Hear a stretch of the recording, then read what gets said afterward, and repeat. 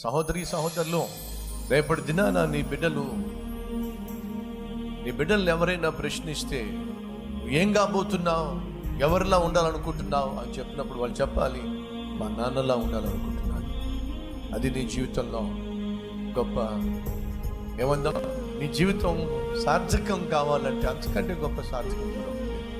ఓ సందర్భంలో ఆ కుమారుని అడిగారు, జీవితంలో ఏం కావాలని ఆశపడుతున్నావు?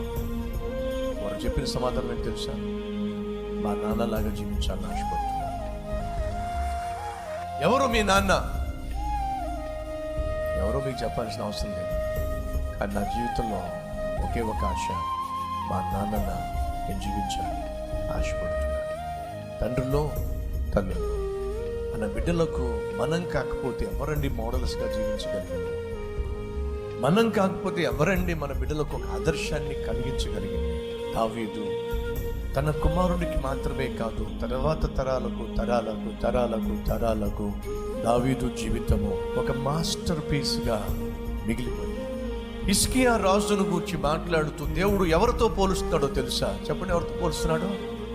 దావీదుతో పోలుస్తున్నాడు. దావీదు వలే దావీదు నీతిగా ఎలా జీవించాడు, దావీదు యథార్థంగా ఎలా జీవించాడు, దావీదు తన ప్రజలను ఎలా ప్రేమించి పరిపాలన అందించాడో దాన్నే ఒక మాస్టర్ పీస్గా దేవుడు వాడు.